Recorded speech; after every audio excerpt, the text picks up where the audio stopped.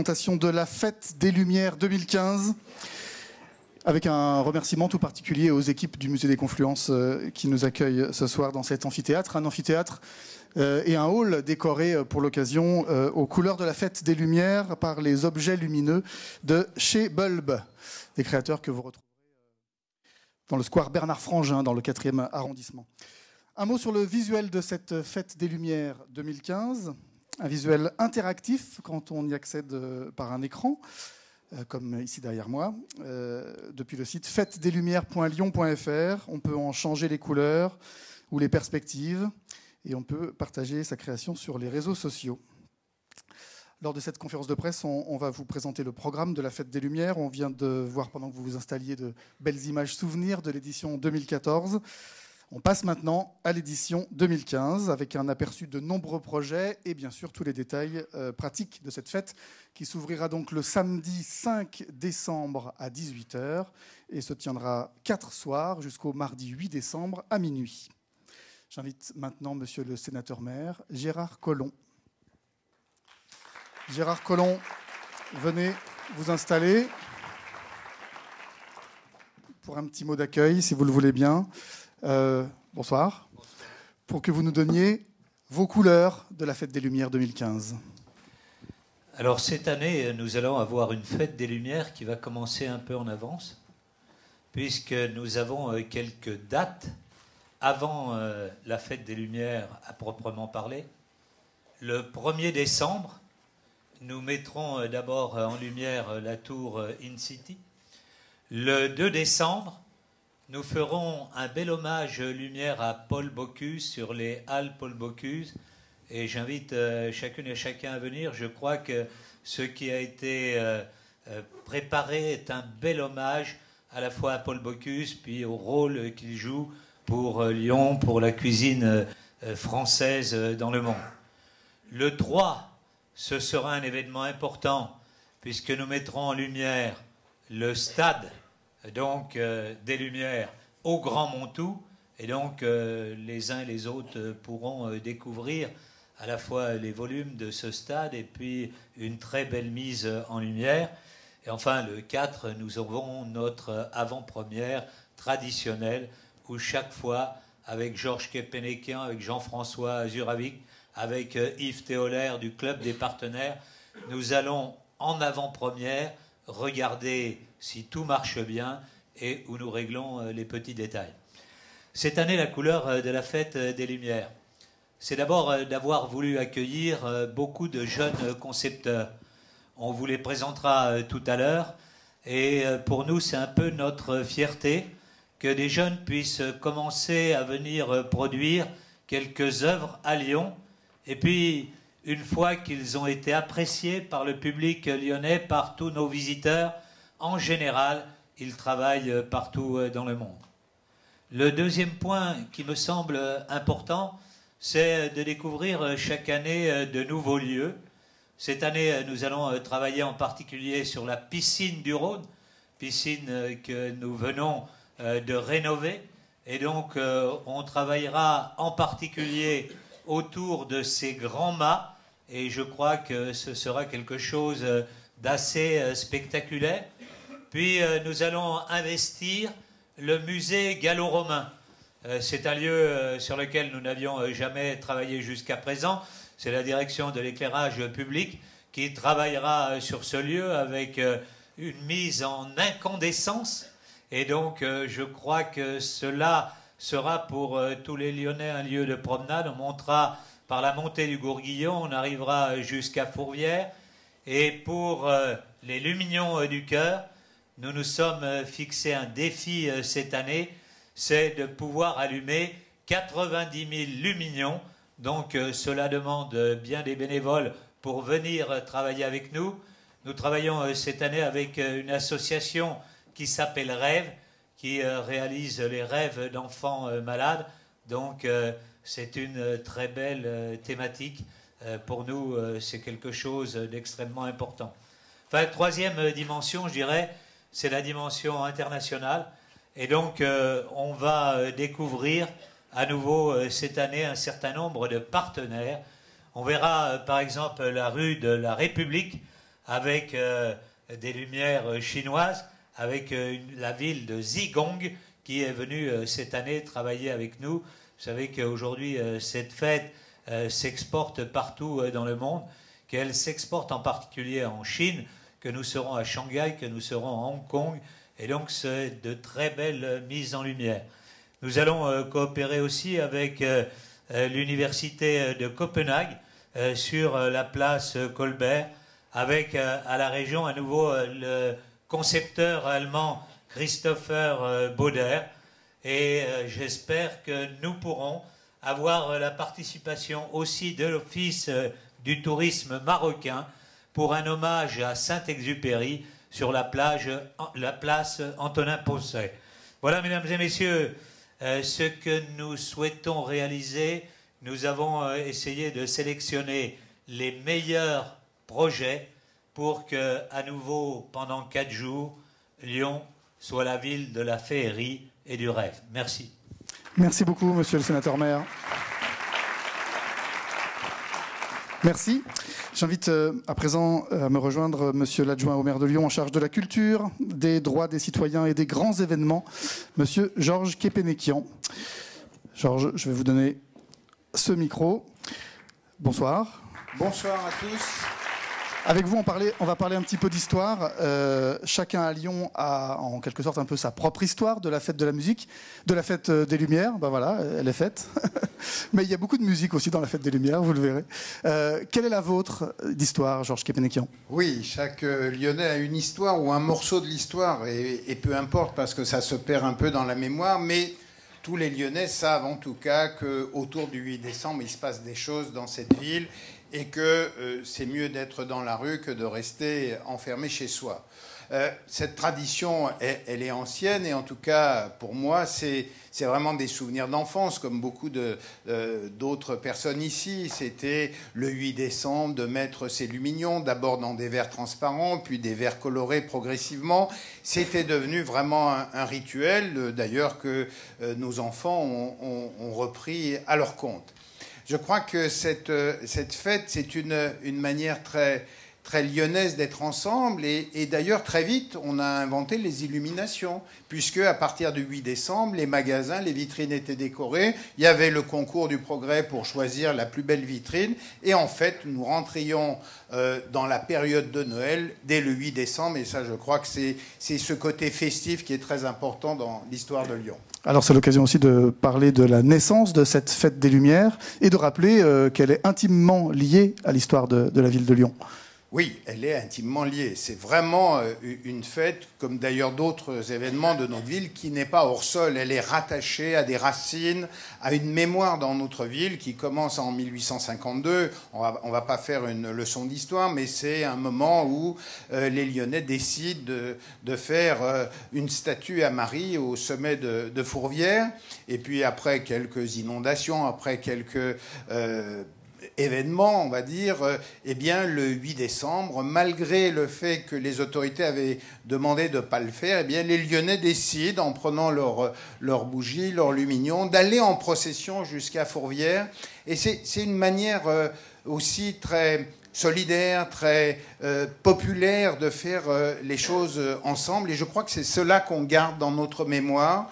C'est une manière de partager du temps, une manière d'être ensemble, j'allais dire, et au fond, quelle que soit la raison, parce qu'on l'a un peu oublié, et supprimer la partie religieuse du 8 décembre serait une erreur, mais la réduire seulement à cette dimension serait probablement une autre erreur historique. Merci Georges Kepenekian. Je vous laisse rejoindre cette table pour qu'on présente ensemble tout à l'heure des projets.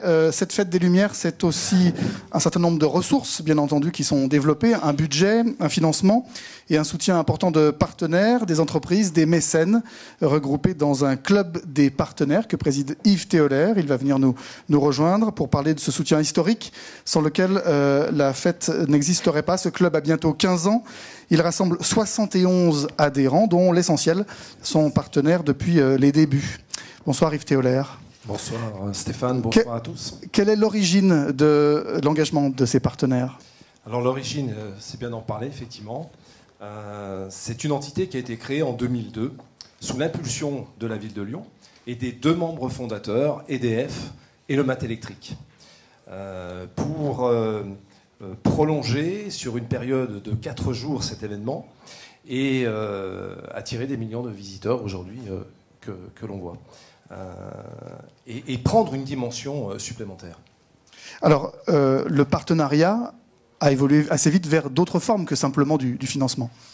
Alors oui, le partenariat, déjà le club s'est investi auprès des équipes artistiques et notamment de l'organisation de Jean-François Juravic, la direction des événements artistiques et de la ville de Lyon, afin de travailler ensemble avec les partenaires sur des projets. De fidéliser effectivement toute cette organisation, et vous parliez d'un taux de 85%, ça s'explique avant tout parce que la fête se réinvente chaque année, parce qu'elle est magique, elle est populaire et elle est accessible à tous. Et du coup, les partenaires restent. Voilà. Ce sont des mécènes, vous parliez de mécènes, effectivement, on est dans du mécénat culturel, pas de sponsoring. C'est une volonté de la ville de Lyon et c'est une volonté du club.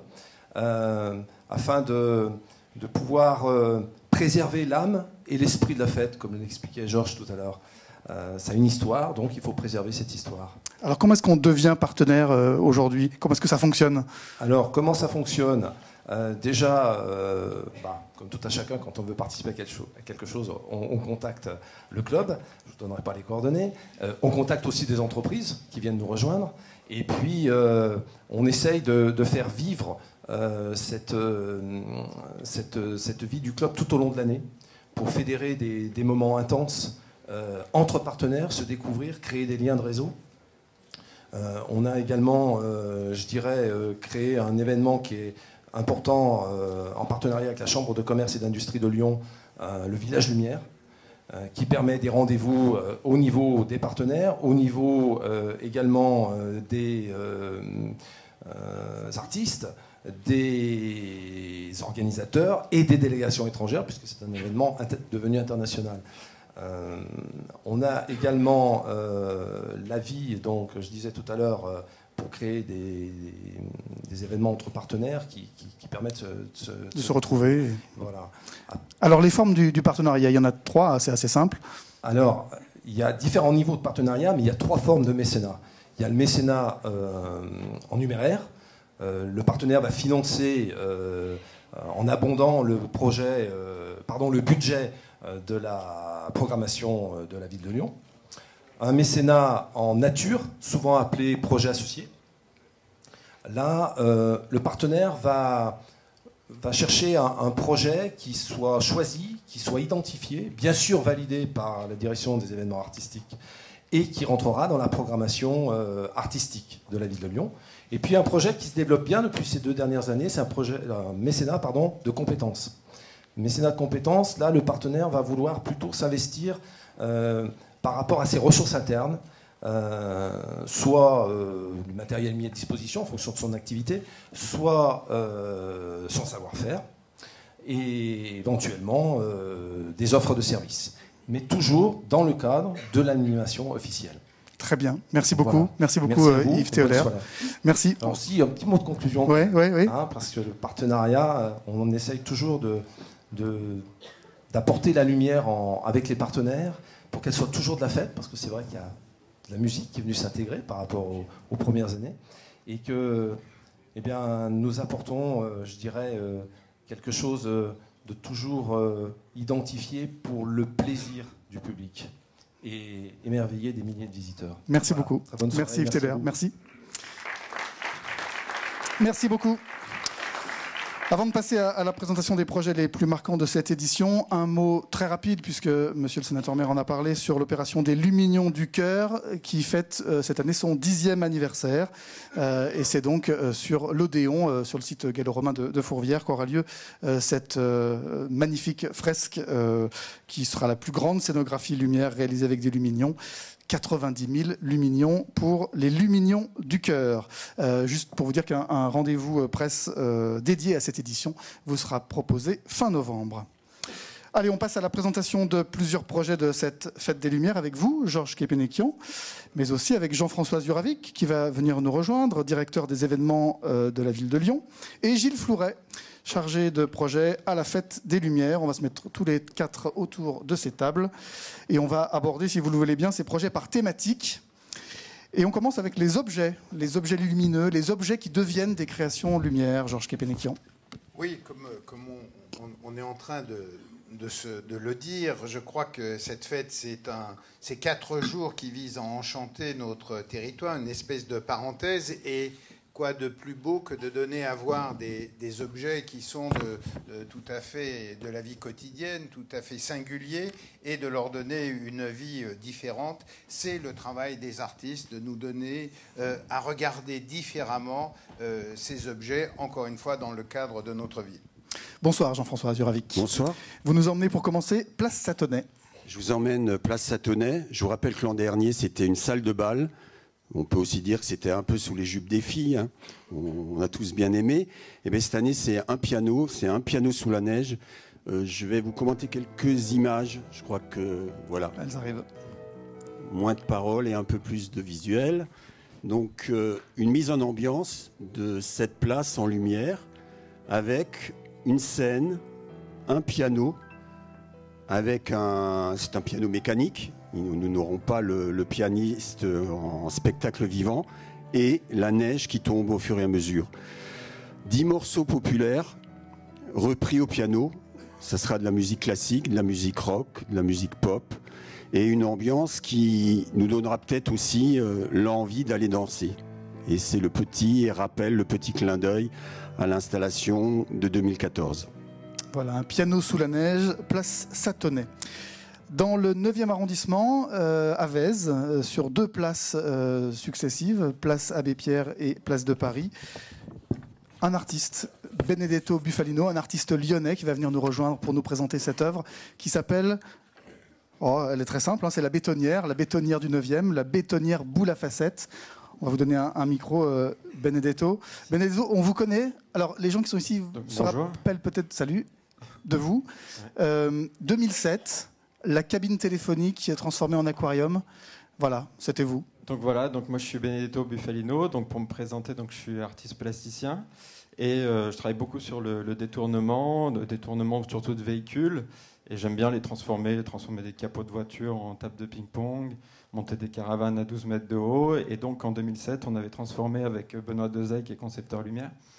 Donc quand je fais des projets lumière, je travaille avec lui, donc sur des projets comme ça. Et on avait proposé donc de détourner une cabine téléphonique en aquarium. Donc l'idée est assez simple à chaque fois, c'est d'utiliser la matière première de ces éléments. Et donc là, c'était l'idée de cette transparence. Et donc on l'avait transformé en aquarium avec 2 mètres cubes d'eau et puis des vrais poissons. Alors là, c'est nettement plus massif. Donc là, cette fois, on revient avec un nouveau détournement et on propose de détourner donc, un camion bétonnière.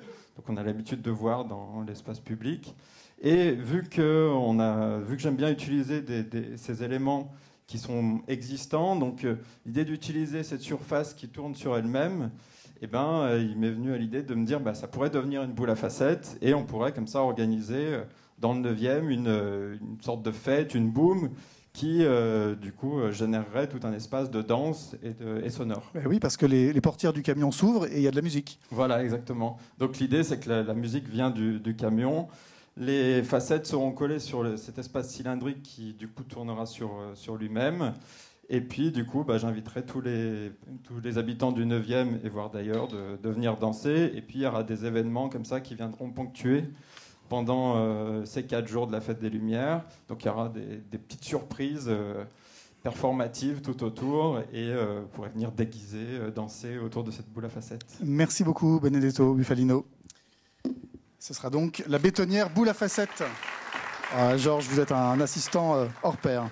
La bétonnière boule à facettes, dans le 9e à Vèze. On part sur la place des Célestins avec vous, Jean-François Azuravic, pour voir comment la façade du théâtre va être illuminée. Eh bien, vous savez que souvent, pour la Fête des Lumières, on me dit « c'est quoi votre coup de cœur ?» Eh bien, place des Célestins, c'est les coups de cœur de Franck Pelletier, c'est le nom du projet. C'est un projet, donc vous pouvez voir toute la place, c'est dans une ambiance très chaude, très rouge, avec un grand chœur, avec un conteur. Alors pourquoi ce conteur ? C'est pas pour dénombrer le nombre de spectateurs, parce que je pense qu'il manque... 3 chiffres suffiraient pas. 3 chiffres ne suffiraient pas. Non, c'est simplement, vous vous présentez par couple, vous venez avec qui vous voulez, avec la personne de votre choix, et on vous demande de poser vos mains sur une console, et on va voir si votre rythme cardiaque est un rythme cardiaque conjoint. Conjoint, oui. voilà. Est-ce qu'ils sont à l'unisson? Voilà. Et chaque fois, on va déclencher une séquence lumineuse et musicale de 30 secondes. On a 120 chansons d'amour en stock. Donc, n'hésitez pas à venir. Vous venez avec la personne de votre choix. Vous revenez une deuxième fois. Avec une autre personne de votre choix. Pourquoi pas? Georges, on nous a... C'est pour voir le battement du cœur. Excusez-nous, on nous avait dit de ne pas faire de jeu de mots là-dessus, mais on va se faire gronder à la sortie. Très bien, ce sera sur la place des Célestins. Autre thématique, cette année encore, la Fête des Lumières accueille des projets dans lesquels on pourra rentrer, s'immerger. Georges. Ah oui, des projets immersifs qui est un peu loin de l'esprit de la fête, mais qui dit bien ce qu'il veut dire. C'est vraiment là, nous avons plusieurs créations qui visent à prendre les spectateurs véritablement par la main pour les emmener dans un autre monde, un monde un peu fantasmagorique qui vient du monde du numérique et des créations des jeux, mais en un mot, pour nous amener à vivre des émotions différentes, perturber un peu nos sens tels que nous pouvions les imaginer. Voilà quelques projets dits immersifs qui seront mis et présentés pendant cette nouvelle édition. Et le premier qu'on va vous présenter ce soir, c'est le Parc de la Tête d'Or avec Marie-Jeanne Gauthier et Géraud Périol qui vont venir nous rejoindre. Bonsoir. C'est moi qui passe les micros. Ouais, c'est génial. Merci beaucoup, c'est parfait. Bonsoir. Géraud Périol, Marie-Jeanne Gauthier. Une rencontre intéressante à plusieurs titres, mais notamment parce que, Géraud, vous vous êtes rencontrés, vous êtes connectés, on pourrait le dire, par la Fête des Lumières. Oui, alors en fait, ça a été un peu long parce qu'on est des grands timides tous les deux. Donc on s'est croisés plusieurs fois à la Fête des Lumières dans nos précédentes interventions. Et ensuite, on s'est croisés sur un projet commun au Kazakhstan avec Jean-François Zuravik. Et donc, on a monté une équipe pour répondre à ce projet du Parc de la Tête d'Or. Très bien. Alors Marie-Jeanne, à quoi va ressembler cette installation immersive au Parc de la Tête d'Or ? Alors pour ces fêtes des Lumières, le Parc de la Tête d'Or va devenir tout fait d'or, tout fait de lumière, de scintillement. On va donc être dans un univers assez féerique, festif, qui va s'installer pendant un certain temps, avec, comme vous pouvez voir, des échassières qui sont les éléments vivants d'ailleurs de cet univers et qui vont habiter cet espace. Et puis tout d'un coup, à un moment donné, cet espace va subir une interruption à cause d'un vent qui va arriver, un vent graphique, un vent abstrait. Et ce vent, en fait, va arrêter l'univers et le mettre dans une espèce de suspension un peu étrange. Et sorti à ce moment-là de l'eau, puisqu'on a le lac du Parc de la Tête d'Or, va sortir le magicien à la tête d'or qui va... par une danse, une gestuelle, va réinstaller cet univers avec des grandes gerbes de feu, de particules d'or, etc. Et tout l'univers va de nouveau se réinstaller. C'est une boucle qui va être en continu, qui donne une idée d'éternité pour ce monde qui nous a été inspiré par notre mécène Ferrero Rocher. Et cet univers, qui va être tellement plus beau, va donc être...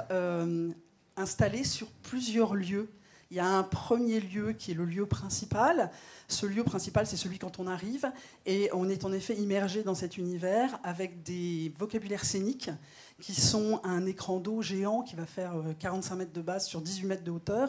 Et puis des éléments, des boules au sol, des sphères lumineuse, et il y a un ballon de 6 mètres de diamètre. Voilà, donc ça c'est l'univers principal, et on a 3 autres univers qui vont évoquer cette histoire. Alors, je veux juste vous raconter, alors on voit les images qui passent, alors là c'est ce qu'on appelle nous la clairière, où en fait on a des pétales d'or en fait, qui vont se déposer au sol assez rapidement, puis du coup pour remplir en fait toute la clairière, tous les grands arbres en fait, qui vont se recouvrir d'or.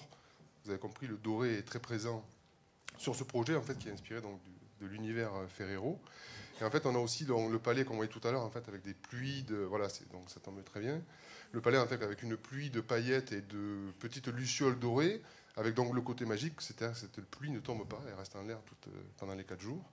Et ensuite, on a le bois, donc en fait, on est attiré, invité à aller se promener dans le bois sous un tapis doré pour voir tournoyer des grands oiseaux dorés aussi, donc qui lâchent des paillettes dans le ciel et qui apparaissent et disparaissent Très bien. derrière les arbres. Très bien. Et bien sûr, on pourra déguster un peu de chocolat, j'imagine.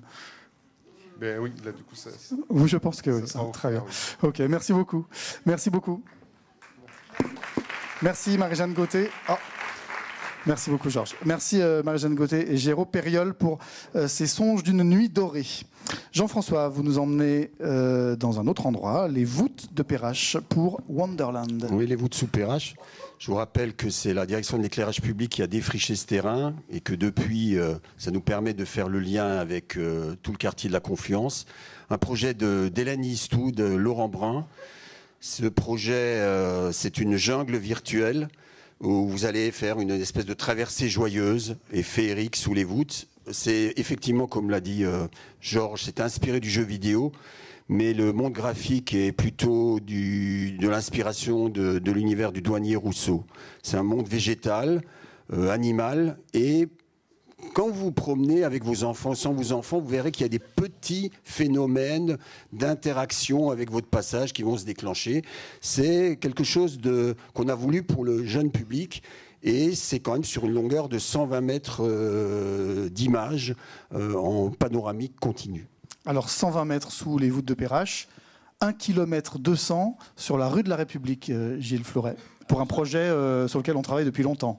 Absolument. Donc, comme en parlait Monsieur le maire, on est sur une rencontre avec la ville de Zigong, qui est la ville des lanternes en Chine, dans la province du Sichuan.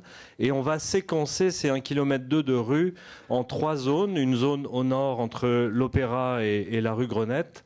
Et puis, là où on est plutôt sur un travail sur les arbres. Et puis, une seconde zone qui sera donc sur la deuxième partie, où là, on travaille sur un plafond de lanternes traditionnelles chinoises, mais traitées dans des couleurs contemporaines et dans une séquence spectaculaire, un plafond complet de lanternes qu'on n'a jamais fait. Et puis une troisième zone qui sera entre la place de la République et la place Bellecour, où là on est plutôt dans des lustres plutôt décoratifs, décorés, avec des lanternes qui font pour les plus grandes plus de 2,50 m de diamètre. Toute une installation qui sera présente tout au long du mois de décembre aussi dans la rue de la République. Et on est en train d'y travailler en ce moment même. Hein. Je crois qu'ils sont arrivés il y a peu de temps, les artisans. Absolument, ils sont arrivés avant-hier soir. On a 18 artisans de la société Haitan Lanterne de Zigong qui sont arrivés. C'est leur premier voyage à l'étranger. Ils sont arrivés et ils vont travailler à construire cette installation avec une équipe française. Une immersion inverse. C'est-à-dire que vraiment, ils ne parlent pas un mot de français et on les a pris en charge. Et c'est juste remarquable aussi, à travers cette fête, de déclencher de belles rencontres. Et bien sûr, au milieu de cette rue de la République, la place de la République et un poisson géant. Donc un poisson géant, toujours par cette même équipe chinoise, qui vont travailler selon la technique des lanternes, puisque c'est une source lumineuse au centre, une structure en métal et du tissu qui est installé sur cette structure en métal. Et là, on aura une carpe koa, carpe koi aussi, qui est un symbole de richesse et de bonheur pour l'année à venir, puisque cette fête des lanternes est à l'occasion du Nouvel An chinois. Et c'est un objet qui va être fabriqué à Lyon, puisqu'il ne peut pas être transporté. Donc on aura très peu vu en Europe ces objets à cette dimension, puisqu'on est sur une 17 mètres de long et à peu près 5 mètres de haut pour les points les plus hauts. Un objet qui sera là que pendant la fête des Lumières, par contre. D'accord, la carpe koi, place de la République. On part monter de la Grande Côte pour encore un projet immersif qui nous est présenté par son artiste Guéric Perret, qui nous rejoint, Guéric Perret de l'agence Ilex. Alors Ilex, c'est une agence d'urbanistes dont vous avez peut-être déjà entendu le nom, puisque vous avez travaillé, Guéric, il y a encore très récemment sur des aménagements comme les Rives de Saône ou les Brotteaux, par exemple. Alors pourquoi une agence d'urbanistes s'intéresse et participe à la Fête des Lumières ? On est urbaniste, on est paysagiste, et nous, ce qui nous intéresse, c'est de faire vivre les lieux et de faire vivre les gens dans les lieux. Et donc là, pour cette Fête des Lumières, on a décidé que ça serait l'escalier de la montée de la Grande Côte, ce grand escalier qui fait 50 mètres de dénivelé, qui allait devenir la vedette du parc. Et donc, on donne vie à cet escalier avec un système de jeu de miroir et qui lui donne une épaisseur, une démultiplication spatiale. Et parallèlement à ça, comme Lyon est la ville du cinéma aussi, et que l'année dernière on avait fait la place Satonnet avec les tutus et les danseuses, là on redonne des bribes, on fait émerger de cet escalier des bribes de sa mémoire, comme si ça avait été un personnage qui avait vécu les scènes de film qui se passent dans des escaliers. Donc vous allez avoir plusieurs séquences de musique connue, de films, je ne dis pas lesquels, et qui vont faire vivre cet escalier. Donc le lieu se personnifie, et l'escalier, qui est quelque chose d'assez pénible à franchir, deviendra un autre monde. Alors, à la fin, on sera récompensé, ou au début, quand on entrera, bien sûr, si on arrive par le haut, par une sorte de visière. Quand on sera sur l'esplanade, on a pu réaliser, grâce à notre partenaire Eurovia, cette casquette qui est une sorte d'escalier inversé. C'est des facettes de miroirs qui vont vous faire découvrir finalement cet appel, cette porte vers le magique et vers la descente au terreau. Donc on va avoir un appel très fort et un lien très fort entre la Croix-Rousse et la Presqu'île. Très bien, merci beaucoup. Merci. Merci. Merci Guéric. Et aussi une participation qui montre l'évolution de la fête depuis des années, qui attire maintenant de plus en plus des artistes venus d'horizons différents, qui veulent participer à la fête. Et je crois que ça, c'est vraiment une nouveauté à laquelle on tient beaucoup et que nous allons, j'en suis sûr, renforcer. Alors, les projets les plus attendus, souvent, de la Fête des Lumières, ce sont les projections monumentales, Georges Kepenekian. Oui, ces projections monumentales, un peu les incontournables, qui mettent en valeur le patrimoine de notre ville, parce qu'on a l'habitude de voir Fourvière, la cathédrale Saint-Jean au quotidien. Et bien là, encore, un travail remarquable permet de découvrir ces lieux emblématiques d'une autre manière, dans aussi une ambiance très feutrée, puisqu'il n'y a pas de bruit et que les lumières de la ville sont baissées. Donc vraiment, pour nous, ces rendez-vous sont des rendez-vous importants. On commence par la colline de Fourvière, qui va nous regarder, Jean-François. La colline de Fourvière, pour nous, pour moi, c'est un site exceptionnel. C'est aussi un gros défi. Mais sur la colline de Fourvière, cette année, ça s'appelle Regard. Et comme vous pouvez voir les images, la colline va vous regarder au travers de gros plans qui sont issus de peintures. C'est une histoire, c'est un hommage à l'histoire de la peinture. On verra des portraits qui ont été faits par Botticelli, Matisse, Delatour et d'autres. On s'est évidemment inspiré du musée des Beaux-Arts, d'œuvres au musée des Beaux-Arts. Et ce que je trouve étonnant dans ce projet, comme le disait Georges, c'est feutré parce qu'il n'y aura pas d'accompagnement sonore, mais par contre on est dans une dimension assez extraordinaire, un site qui est très grand, c'est 400 mètres d'ouverture, pour avoir des très gros plans. Donc finalement on est presque sur un détail, presque de l'infiniment petit, et ces regards seront des panoramiques, ils vont se croiser ces regards, et en même temps ils vont nous regarder. Et c'est dans l'esprit de ce qu'on peut faire, je dirais de plus magique, parce qu'il faut aussi savoir, un petit point de technique, c'est qu'on va travailler avec du film du type argentique comme en photo, et la qualité de l'image sera vraiment exceptionnelle. Très bien. Gilles Flouret, on part place des Jacobins pour un exercice très classique, toujours très apprécié, qui est la projection en couleur et l'animation d'un monument. Voilà, donc la colorisation de la fontaine des Jacobins, comme un écrin à ce bijou qu'on avait depuis qu'il a été rénové, vu avec un peu d'accessoires. Là, on va vraiment être concentré sur l'objet, sur la sculpture, avec une mise en lumière et surtout en couleurs, donc beaucoup de couleurs, autour de 12 séquences qui vont succéder en une dizaine de minutes pour appeler les esprits des artistes qui sont présentés là, et aussi la créativité de Patrice Variner qui présentera ce projet.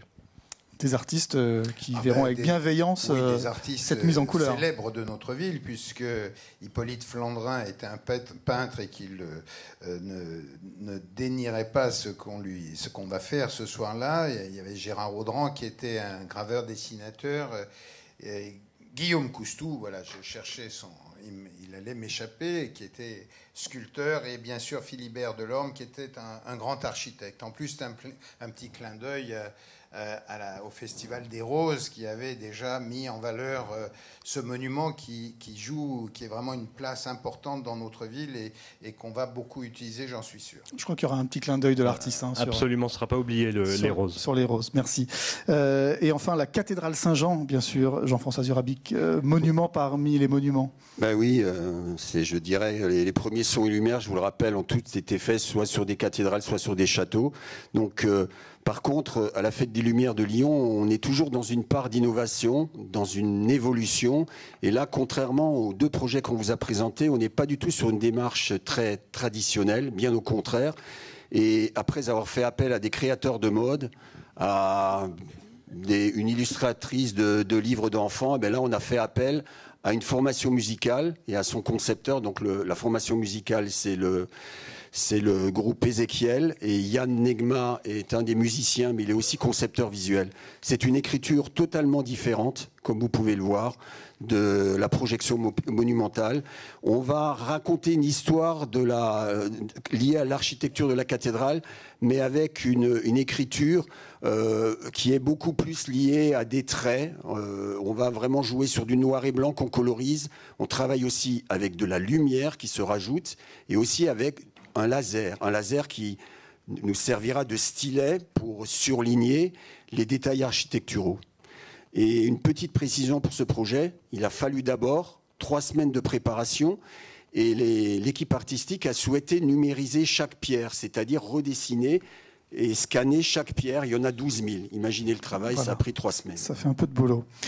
La fête a toujours eu pour ambition de se développer sur de nouveaux territoires, d'aller explorer de nouveaux endroits, de sortir des sentiers battus en quelque sorte, Georges. Oui, l'idée de la fête, c'est bien de s'étendre et de donner toujours dans le même esprit à découvrir aux visiteurs des lieux ou des bâtiments qui étaient restés jusqu'à maintenant un peu dans l'ombre. Alors, cette année, un rendez-vous vraiment à ne pas manquer.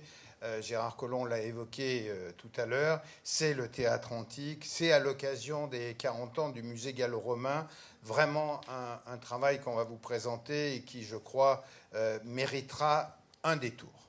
Gilles Flouret, le théâtre antique et ce projet Incandescence. Un projet autour de la flamme originelle et la flamme qui devait éclairer ce théâtre gallo-romain à son utilisation première. Et là, on utilisera les gradins comme l'écran du spectacle. Le spectateur sera invité à regarder ce spectacle de la scène, et on aura une petite histoire de la flamme manipulée par des silhouettes d'enfants, de personnages qui seront illustrés en vidéo, mais également en flammes réelles qui apparaîtront dans le cours du spectacle, qui est un spectacle donc proposé, créé, inventé par la direction de l'éclairage public de la ville de Lyon, et qui sera joué en séquence toutes les 10 minutes, en continu, tous les soirs de la fête.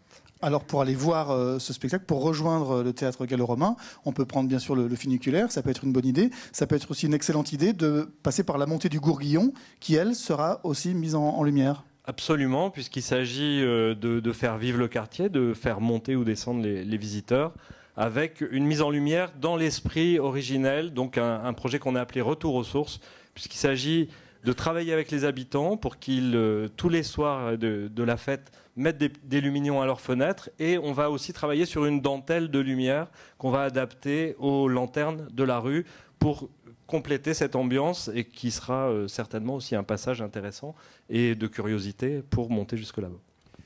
Juste une précision, c'est très important de souligner que ce projet-là, d'abord, s'il se réalise à la direction de l'éclairage public, je tiens à saluer Jérôme et Simon, qui sont les deux concepteurs, le travail avec la proximité de la mairie d'arrondissement et la direction des événements dans mon équipe qui gère le fameux défi des 90 000 lumignons.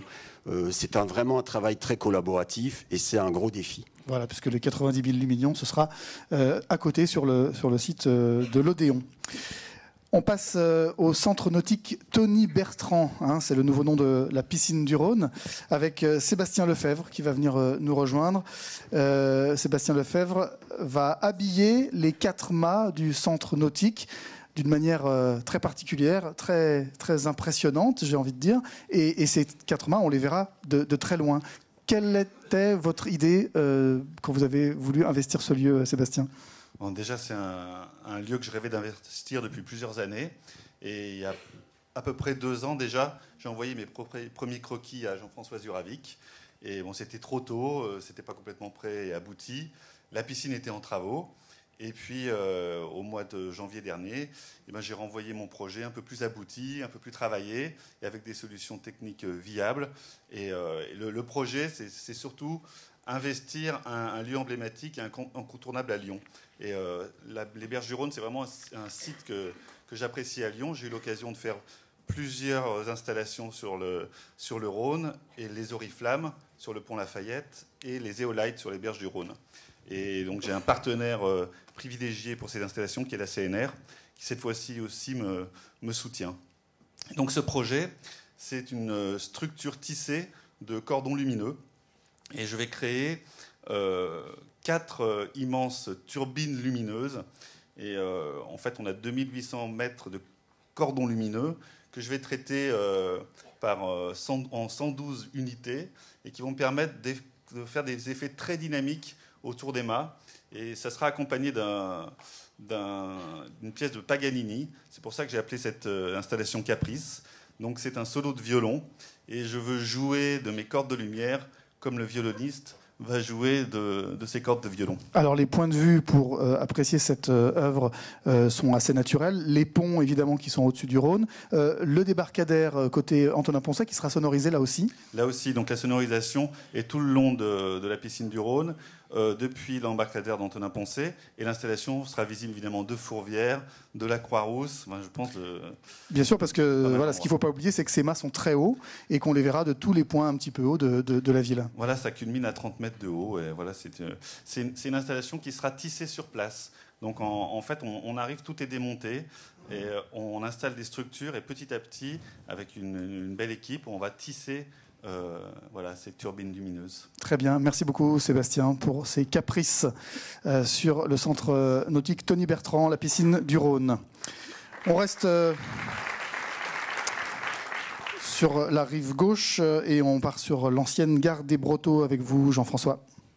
L'ancienne gare des Brotteaux, c'est aussi un projet assez symptomatique de l'évolution des nouvelles initiatives. C'est la mairie du 6e arrondissement et 2 associations de commerçants du quartier des Brotteaux qui nous ont dit on est prêt à financer un projet sur la gare des Brotteaux. Donc on a fait appel à l'équipe de Théorise, Théorise Studio, qui font partie de la nouvelle école de la grande image à Lyon, qui ont fait beaucoup de projets. Et donc la création s'appelle Numéria. Elle est à la fois très très contemporaine, c'est une nouvelle écriture quand vous voyez cette première image, et à la fois on rend hommage à l'architecture du lieu, en voyant la deuxième image où on est sur un traitement plus classique. C'est une boucle de 4 minutes. La musique est aussi faite par un groupe lyonnais assez connu, Jarring Effect, et c'est une vraie première qu'il faut découvrir. Très bien. On va aborder maintenant notre dernière thématique, qui est la Fête des Lumières. Ce sont aussi des projets qui s'intéressent à la problématique de la préservation de la planète. Oui, la ville est depuis longtemps engagée dans cette conception, cette volonté de développement durable, et la Fête des Lumières en particulier.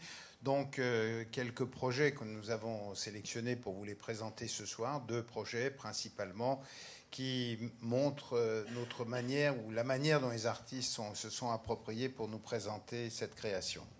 Et bien sûr, on ne peut pas parler de la Fête des Lumières sans évoquer ce qui va se passer sur la place des terreaux, Jean-François Zuravic. Évidemment, la place des terreaux, pour une fois, la place des terreaux, c'est sans dessus-dessous. Voilà. Donc, c'est Joseph Couturier, jeune concepteur, comme l'a rappelé Monsieur le maire, qui va investir un lieu qui est très très important pour nous, pour tout le monde. Tout le monde veut aller voir ce spectacle. Et alors, l'histoire est intéressante parce que, voilà, vous voyez un savant fou qui est en train de manipuler un clavier. Vous voyez que de l'autre côté, il y a des orgues. Vous voyez que là, tout se passe bien. Il gère le climat sur toute la planète. Mais il va se passer un petit incident. Et voilà, et tout se dérègle. Voilà, donc on est dans l'histoire. Est-ce qu'il y a un réchauffement? Est-ce que les glaciers fondent? Et il faut qu'il retrouve la bonne formule pour remettre tout ça d'équerre. Et donc c'est effectivement en rapport avec le calendrier. Il y a la COP21, mais c'est surtout un traitement de la problématique de l'environnement en général, mais vraiment avec beaucoup de poésie et d'humour. Donc Joseph Couturier, avec, j'allais oublier, point très important, les effets. Évidemment, nous, avec Gilles, on aime bien qu'on étonne. Hein. Il faut des effets spéciaux. Et là, il y aura à la fois de la flamme et il y aura même des effets de feu. Donc, rendez-vous place des terreaux. Je crois qu'il va falloir patienter un petit moment parce que ça fait un bon succès. Évidemment, ça tourne, c'est 9 minutes 40. Ouais. C'est le maximum autorisé par les services de sécurité parce qu'autrement, les gens n'arrivent pas à rentrer assez vite sur la place. Mais je pense qu'on va être sans dessus-dessous. Voilà. Et toujours, on maîtrise évidemment les sens de circulation, la façon dont le public s'écoule. Mais ça, c'est très longtemps. Ça va sans dire. Non, mais cela dit, c'est très apprécié maintenant par le public. Oui. Très bien. Georges Kepenekian, puisqu'on est près de l'hôtel de ville, rentrons à l'intérieur de cette enceinte pour aborder ce qui va se passer dans les cours, la cour basse et la cour haute. Un projet très particulier. Oui, un projet vraiment étonnant qui montre aussi que le partenaire, enfin les créateurs sont des chercheurs du CNRS, qui est quand même pas courant. Chercheurs du CNRS qui travaillent depuis des années sur la lumière. Peu de gens le savent, mais 25% de la recherche autour de la lumière comme véritable matière se déroule dans notre territoire et nous en sommes très fiers. L'Assemblée générale des Nations Unies a décrété une année de la lumière et c'est à cette occasion que le CNRS nous a proposé ce travail absolument étonnant. On sera pris en charge à l'entrée de l'atrium, puis nous déambulerons sous ce lustre géant et ils ont combiné et travaillé avec les tissus brochiers, vous savez, qui intègrent dans le tissu des fibres optiques, et ce magnifique lustre qui sera en plus rehaussé ou vu d'en bas, puisqu'il y aura un grand miroir, va donner, nous en sommes convaincus, une impression étrange, merveilleuse, et c'est aussi une manière de montrer que l'on peut combiner les arts et la science, et je crois que ce sera un très beau rendez-vous là aussi. Très bien. Et enfin, Gilles Flouret, on part à 2 pas d'ici sur la darse nautique de la Confluence. Absolument, avec un plan d'eau qui va luire, briller, qui va devenir un écran, puisqu'on pourra y voir circuler des poissons luminescents, y voir naître un arc-en-ciel, une aurore boréale, avec tout un dispositif innovant de Color Kinetic Japon, qui est porté par une artiste franco-japonaise qui est Lisa Akari Ishii.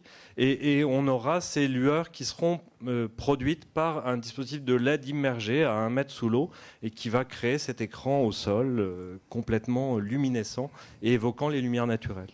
Très bien. Merci Gilles. Et comme on ne peut pas vous détailler l'ensemble des quelques 77 projets qui vous seront proposés, voici un petit clip qui vous en présente d'autres en images.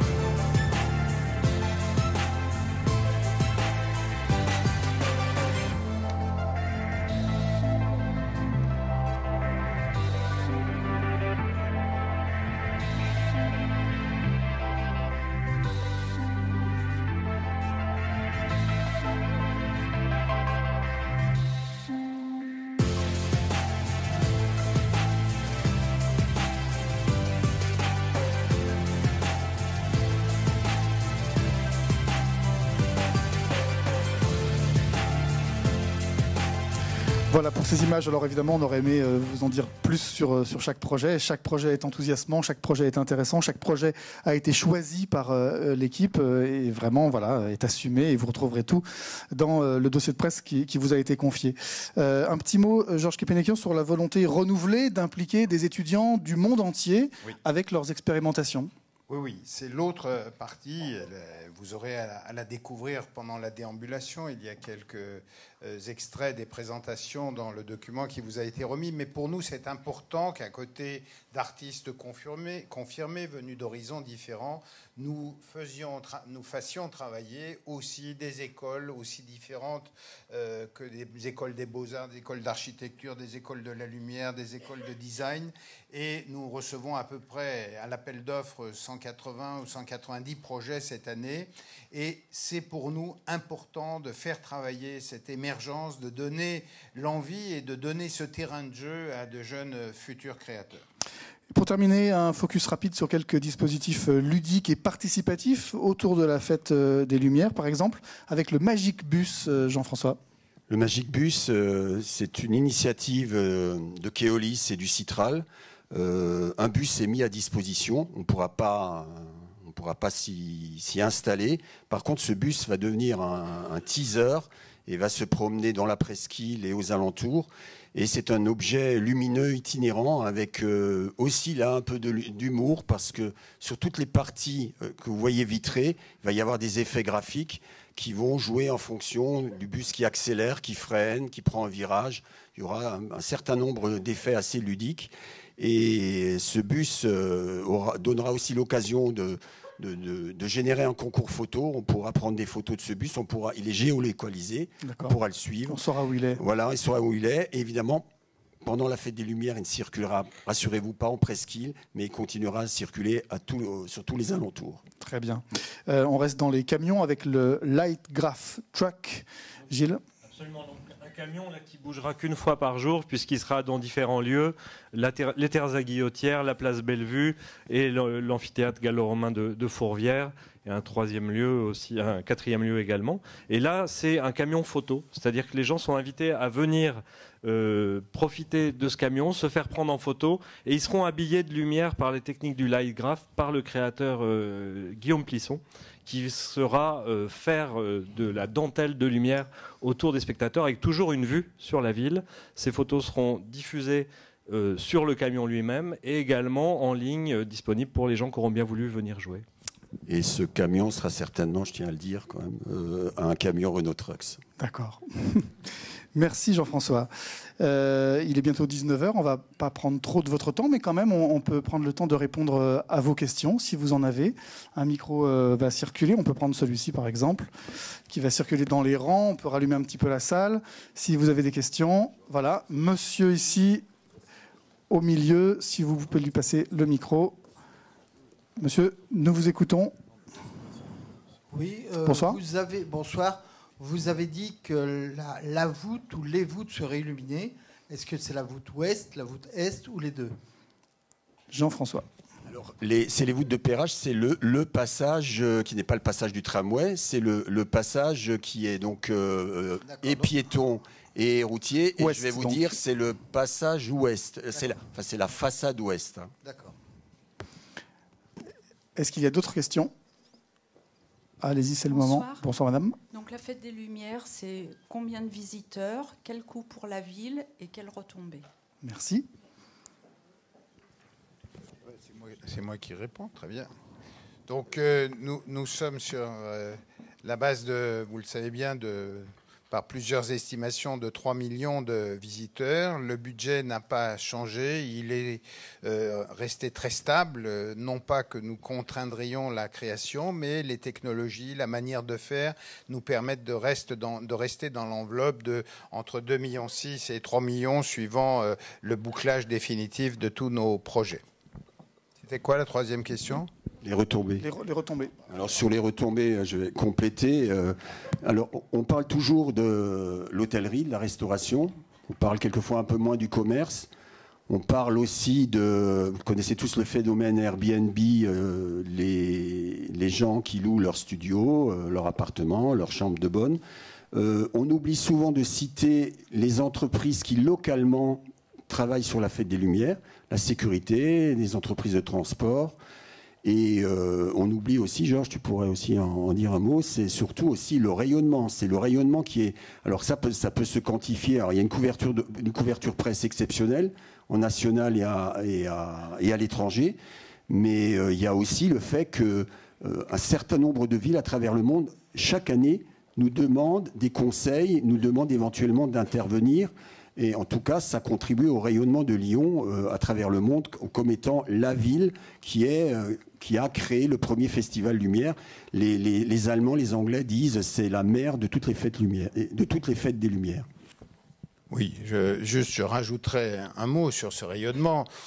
Si on voulait faire, en termes de communication de la ville, une opération, une campagne de marque de la ville, écoutez, on dépenserait sûrement beaucoup plus d'argent compte tenu des retombées. Vous savez bien qu'aux quatre coins du monde, et Gérard Collomb pourrait le dire encore mieux que moi, la fête des Lumières est évoquée. C'est devenu un spot, un des grands événements dans le monde, et je crois que cela fait partie de la marque, pas seulement en termes de venez voir, mais aussi en termes de savoir-faire. Je crois que c'est ce mélange d'un ancrage dans l'histoire de notre ville, dans son rayonnement, dans sa manière, au fond, d'être présent au monde, et je crois que c'est très important. Et un autre point, peut-être que vous pourrez interroger aussi les artistes qui sont présents là, c'est qu'on a aussi regardé les retombées pour les équipes qui sont présentes à Lyon dans la reprise des œuvres. Alors on a des chiffres de plus de 4 millions, 5 millions d'euros sur les dernières reprises, depuis 5 ans, les reprises des œuvres créées à Lyon. Je pense que Benedetto vous en parlera, c'est-à-dire qu'il n'y a pas de petits projets, il peut y avoir des grandes réussites avec un projet un peu minimaliste. Merci. Et puis surtout de dire que, évidemment, si tout le monde se précipite à la fête des Lumières, là je parle des artistes, qu'on a autant de projets, qu'on arrive à cette qualité, c'est parce qu'on sait très bien que les équipes artistiques, elles peuvent en témoigner, rencontrent un public, rencontrent des retombées presse et rencontrent aussi des organisateurs professionnels qui viennent tous à Lyon à ce moment-là. D'autres questions? Pas d'autres questions? Oui, allez-y, madame. Oui. Vous avez parlé de la Touring City, du Grand Stade. La mise en lumière, elle est pendant la fête, davantage Non, c'est... Quelle durée pour tous ces Non, pardon. Et là, et la fresque Bocuse. Alors, c'est ce qu'on appelle, nous, vous savez, toujours, c'est une tradition à Lyon, puisque je vous rappelle que s'il y a une fête des Lumières à Lyon, c'est que d'abord Lyon avait mis son patrimoine en valeur. Il y avait les plans Lumière, donc nous avons repris ce dossier. C'est la direction de l'éclairage public et un certain nombre de partenaires fondateurs qui ont créé l'événement. Donc on a une tradition d'allumage, d'inauguration d'éclairage pérenne. La Touring City, c'est un éclairage pérenne, mais qui peut être dynamique. La fresque de Paul Bocuse, c'est une vraie première, puisque c'est à la fois une fresque, une peinture murale comme on en connaît à Lyon, faite par la Cité de la Création, mais qui va s'animer ponctuellement avec une animation vidéo. Et le Grand Stade, c'est juste une mise en lumière symbolique avec l'arrivée de l'embranchement du T3 qui permet, du tramway, donc qui permet d'aller au Grand Stade, qui s'appelle Parc Olympique Lyonnais. Mais par exemple, sur une City, on rappelle que la mise en lumière va rester ensuite. Hein. Tout à fait, je parle donc d'éclairage pérenne, on est bien d'accord. Voilà, et évidemment, le stade aussi sera un éclairage pérenne. Et c'est hors budget de la fête. Oui, non, là ça n'a rien à voir avec les chiffres qu'on vous a donnés. D'ailleurs, on ne les connaît pas, les chiffres. Voilà. Très bien, d'autres questions? Écoutez, si vous avez d'autres questions, de toute façon, tout le monde est à votre disposition.